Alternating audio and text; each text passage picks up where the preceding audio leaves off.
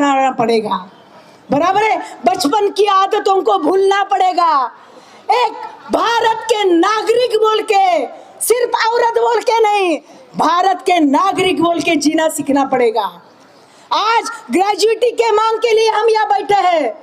Gujarat high court ने निर्णय दिया, हालांकि हम एआईटीयूसी तो कितने सालों से लड़ रही है कि हमको मिनिमम वेज मिलना चाहिए।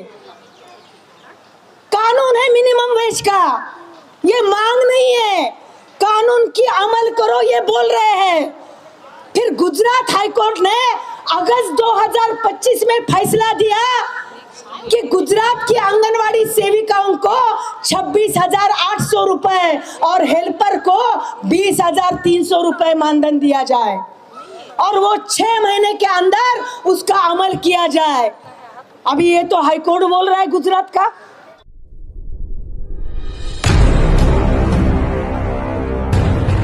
आज हमारे धरना आंदोलन का दूसरा दिन है। कल भी बहुत तादाद में महाराष्ट्र की, ओडिशा की, मेघालय और अन्य राज्यों की महिला यहाँ उपस्थित थी।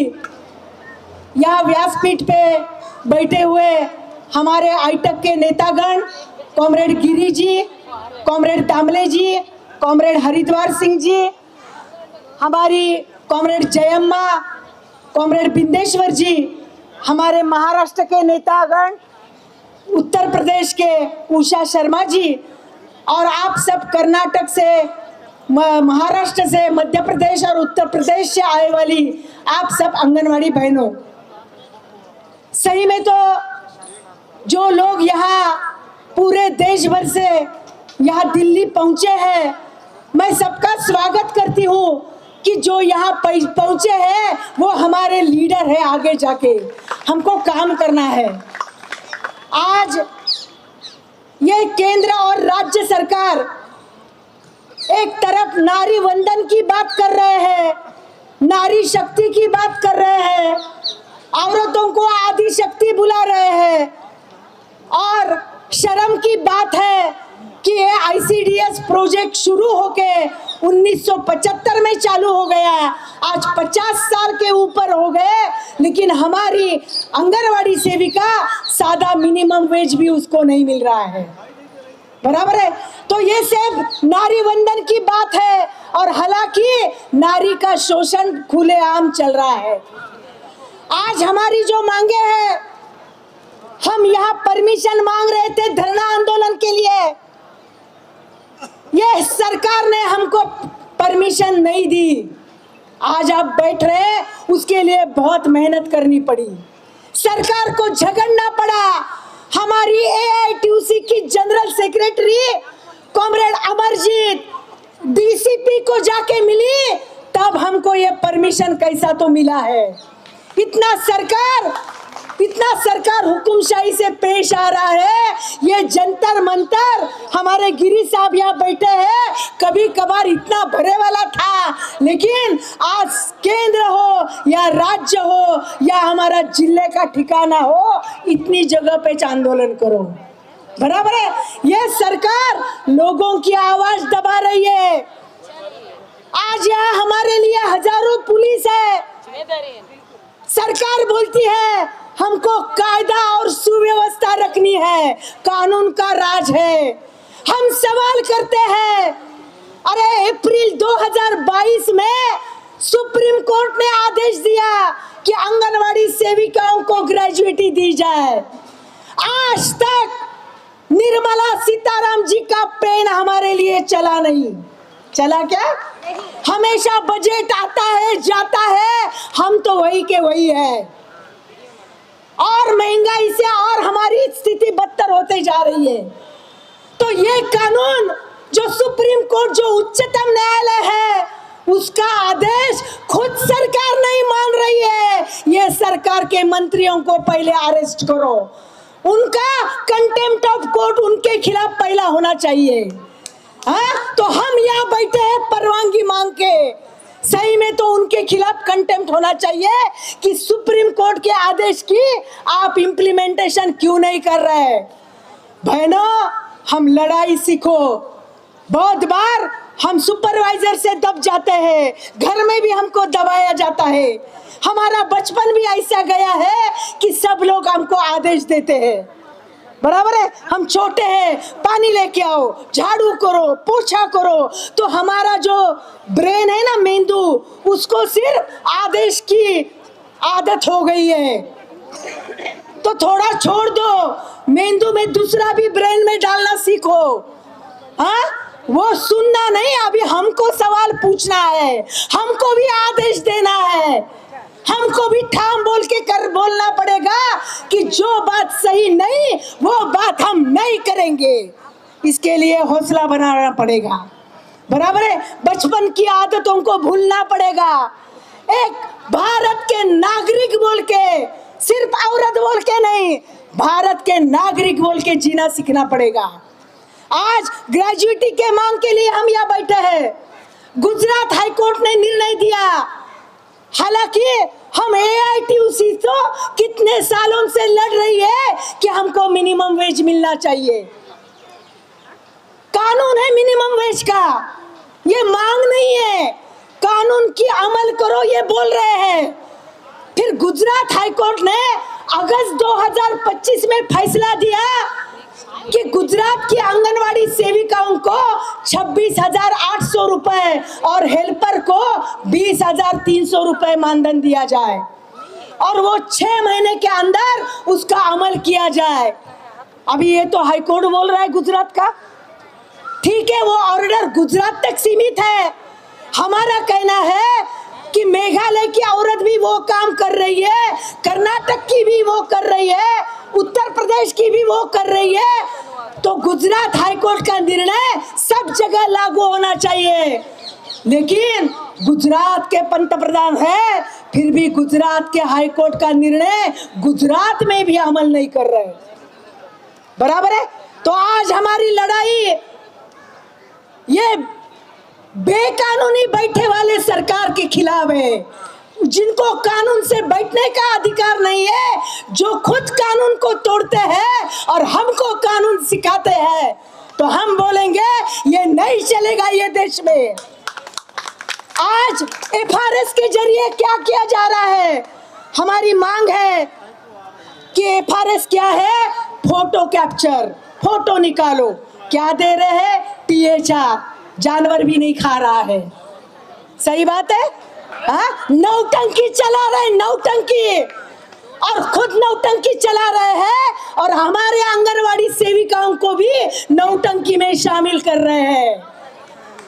हमारी संख्या क्यों कम हो रही है, हमारे से कुछ लोग भ्रष्ट हो गए हैं, नौटंकी में शामिल हो रहे हैं, उनको भी समझाना पड़ेगा।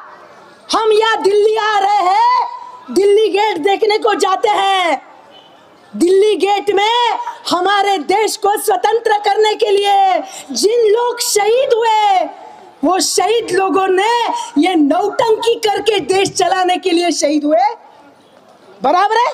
ये सब झूठा काम करवा रहे हमसे, FRS करवा रहे, स्थलांतर हो रहे मजदूर, बिहार का मजदूर बंबई जा रहा है, यूपी का मजदूर बेंगलोर जा रहा है, 6 महीने इधर रह रहा है, 6 महीने उधर रह रहा है, और वो गांव में नहीं है तो हम उसको अनाज भी नहीं बांट सकते। फोटो कहाँ से निकालेंगे, बेंगलोर जाके निकालेंगे यूपी का आदमी, बराबर है। ये सब इनकी साजिश है, अन्न सुरक्षा कानून को खतरे में लाना है इनको, और दिखा तो ऐसे रहे हैं कि देखो फोटो के जरिए से हम सच्चा काम कर रहे हैं, आप समझ रहे। तो इनका अंदरूनी छिपा एजेंडा अलग है, इनको सही में ICDS चलाना नहीं है, और ये हमको समझना पड़ेगा। आज इनकी सब साजिश को हमको ठीक से समझाना पड़ेगा। हमारा कहना है ये FRS का नाटक बंद करो, और FRS का नाटक करना है तो हमको टैब दे दो। जब 5G मोबाइल आता है तो ये 3G मोबाइल देते हैं, बराबर है। वो काम ही नहीं करता है, दिन भर औरत मोबाइल में जुड़ी रहती है, काम तो कुछ नहीं, झूठा काम करने में मोबाइल चल रहा है। तो कभी तो हम आईटक में काम करते हैं, कोई बाजारू यूनियन नहीं है। आईटक का नाता ये देश की मिट्टी से नाता है। हम देश की मिट्टी से प्यार करते हैं। हम झूठे लोगों का साथ नहीं दे सकेंगे, इसलिए हमको बोलना पड़ेगा, ये एफआरएस रद्द करो, ये एफआरएस का नाटक बंद करो। और सब कार्यालय कैसे चल रहे हैं? जो आंगनवाड़ी सही में चला रही है वही आंगनवाड़ी कार्यकर्ती खतरे में है। सही है क्या झूठ है? सही है ना? और जो आंगनवाड़ी ठीक से नहीं चला रही है वो मजे में है। तो कानूनी नहीं है सच्चाई का, इनका सब बोगस कारोबार चल रहा है। तो हमको ये देखना पड़ेगा कि ये एफआरएस बंद किया जाए। तीसरा हमारा कहना है, यहाँ यूपी की कुछ बहनें आई है, मुझे गर्व है हमारी एआईटीयूसी की सेक्रेटरी कॉमरेड अमरजीत कौर पे। हमारे यूपी के महिलाओं ने आंदोलन किया, सही है, बहुत बड़ा आंदोलन राज्य में किया। ये योगी सरकार बाकी इंडिया में तो बोल रहे क्या योगी है योगी है, यहाँ आके काम करो फिर योगी कैसा भोगी है वो समझ में आएगा। बराबर है। मुझे लगता है आज भी यूपी के लोगों को रोक दिया गया। आज यूपी के लोगों को कितना मानधन है? 4.5 सेंटर का, स्टेट का, राज्य का 1500, स्टेट का 6000 मानधन है यूपी को। जो यूपी दिल्ली के बगल में है या यूपी के बगल में दिल्ली है पता नहीं, बराबर है। वहाँ 6000 मानधन है उत्तर प्रदेश को, जहाँ बीजेपी की सरकार है। कौन लोग नारी वंदन की बात कर रहे हैं, समझ में आना चाहिए। और ये औरतों ने यूपी में जब आंदोलन किया तो इनका आंदोलन मोड़ने की, तोड़ने की कोशिश योगी सरकार ने की। क्या करेगी यूपी की औरत? इतना दबाव है, हम सोच रहे क्यों नहीं आ रही। और कर्नाटक राज्य ने स्ट्रगल किया, महाराष्ट्र ने किया, कुछ हद तक मध्य प्रदेश ने किया। अभी हमको यूपी में हमारा संगठन बढ़े बगैर यूपी आगे नहीं जा सकता, तो कोशिश करनी पड़ेगी, बराबर है। आज यहाँ महाराष्ट्र के लोग 15,000 ले रहे हैं, हमारी मध्य प्रदेश की कार्यकर्ता बोली हर साल 1000 बढ़ रहा है, तो यूपी तो कितना बैकवर्ड हो गया, बराबर है। दिल्ली का राजधानी नजदीक है। तो बहनों, हमारी ये सब मांगे जो है उसके लिए हमको बड़ी लड़ाई करनी पड़ेगी। ये एफआरएस का नाटक बंद करो, ये ओटीपी का नाटक बंद करो। अरे मैं भी कभी मोबाइल चलाती हूँ, कुछ लगता है कुछ देखे, कोई मोबाइल वालों ने मुझे ओटीपी मांगा तो मैं रिटर्न जाती हूँ, नको बाबा मेरे बैंक में के पैसे चले जाएंगे, बराबर है। डर लगता है तो आम आदमी क्यों ओटीपी देगा। तो ये सब हमारी मांगे हैं। तीसरी महत्वपूर्ण मांग है बहनों, हमारा नागरिकरण बढ़ रहा है, देहात उजाड़ होते जा रहे हैं, क्योंकि किसानों के खिलाफ ये सरकार है। रोजगार हम ही ठीक से नहीं चलाता, खेत मजदूर सब शहरों में जा रहे हैं, इनका विकास का कोई मॉडल नहीं है। लोग खुद का मॉडल खुद ढूंढ रहे, जहाँ रोजगार मिल रहा वहाँ घूम रहे, इनका कुछ मॉडल नहीं है, बराबर है। और जब ये लोग शहर में जा रहे हैं तो शहर की आंगनवाड़ी नहीं बढ़ रही है। आज मैं जिस जिले से आई हूँ वहाँ 2004 में भी 85 आंगनवाड़ी थे, आज भी उतने हैं, लोक संख्या 4 लाख के ऊपर हो गई। तो हमारा कहना है शहरों में आंगनवाड़ी की संख्या बढ़नी चाहिए, 1 महीने की छुट्टी हमको मिलनी चाहिए। इतनी गर्मी में क्या बच्चे आएंगे। मैं पूछ रही थी, बहुत सारे आंगनवाड़ी में सादा फैन भी नहीं है, कैसे बच्चे 4-5 घंटे बैठेंगे इतनी गर्मी में? कोई सोचा है?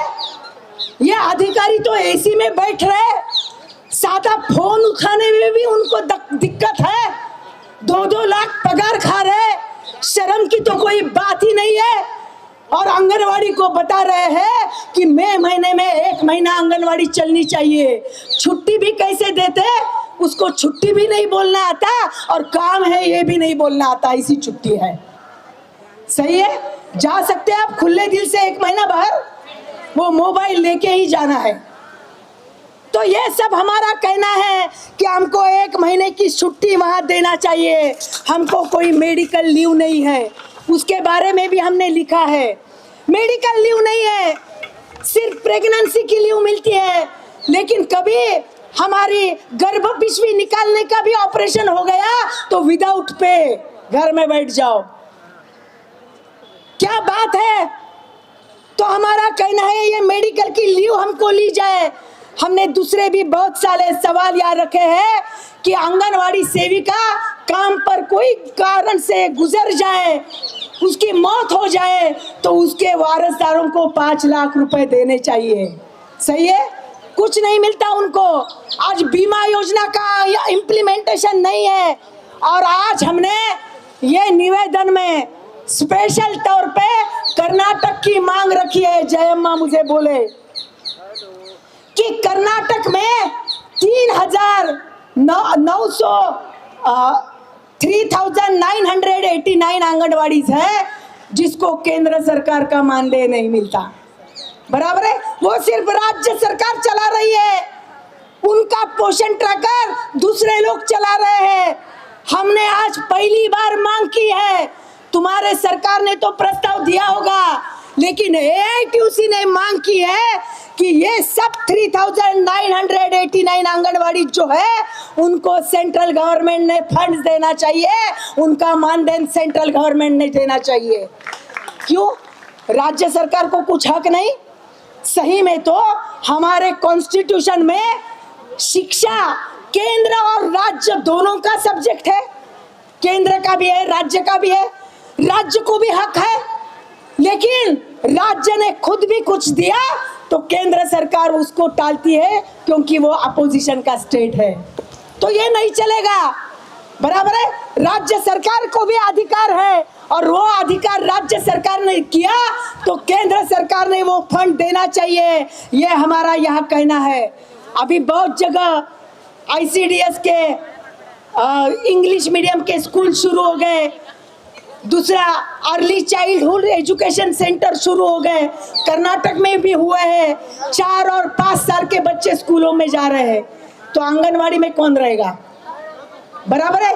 तो हमारा कहना है कि ये आंगनवाड़ी मजबूत करो, क्योंकि आंगनवाड़ी सिर्फ 3 और 6 साल के बच्चों को नहीं पढ़ाती। आंगनवाड़ी गर्भवती प्रेग्नेंट वुमन को देखती है, किशोरवयीन लड़कियों को देखती है, पूरा एरिया कवर करती है, लसीकरण करती है। बराबर है, पूरा काम वो एरिया का करती है। वो एरिया की आंगनवाड़ी है, वो सिर्फ 3 से 6 साल की बच्चों की आंगनवाड़ी नहीं है। तो हमारा कहना है कि सरकार ने आंगनवाड़ी को मजबूत करना है। बहनों, एक बार देखो, ये सब हमारी मांगे हमने यहाँ लिखी है। कर्नाटक वो स्टेट का भी जो स्पेशल है वो भी यहाँ लिखा है। तो मेरा कहना एक है कि आगे जाके हमको हमारी लड़ाई मजबूत करना है। बहुत बार हम औरतें पहले से ही थकी हुई होती है। सही बात है, घर से ही थकी हुई होती है। घर में भी बहुत काम होता है। किसके शोहर है, कोई दारू पी रहे हैं, ड्रिंक कर रहे हैं, किसको छोड़ दिया है, बहुत घर से ही थकान महसूस करते हैं। फिर भी वे आंदोलन में आते हैं या सरकार भी उनके ऊपर दबाव जारी रखता है। तो अभी तुम्हारी तो कितनी ताकत हम बढ़ाएंगे। फिर भी मुझे तुम पर अभिमान है कि आज इतने जेंट्स भी नहीं आ सकते थे, औरतें इतनी कठिनाई से यहाँ आती है। और कर्नाटक की औरतें जनरल डब्बे में बैठ के, हमारी महाराष्ट्र की औरतें जनरल डब्बे में बैठ के आई है। मैं उनका पहले स्वागत करती हूँ। बराबर है। अभी बड़े बड़े लोग भी बोल रहे हैं विमान से जाएंगे, AC से जाएंगे, लेकिन औरत बड़े इच्छा से ही आती है। और ये नालायक सरकार हमको अपॉइंटमेंट नहीं देता है तो हमको आगे जाके बड़ी लड़ाई करनी पड़ेगी। आज नहीं तो कल हम मिलने वाले हैं। ये सब बात निवेदन के तौर पे हमको उनको देने वाले हैं। बहनों, ये सिर्फ हमारी मांग की लड़ाई नहीं है। आप एक बात देखो, ये जो सरकार है ये गरीबों का सरकार नहीं है। ये भांडवलदारों का, कारपोरेट का सरकार है। तो गरीब उनके लिए सिर्फ मतदान के लिए चाहिए।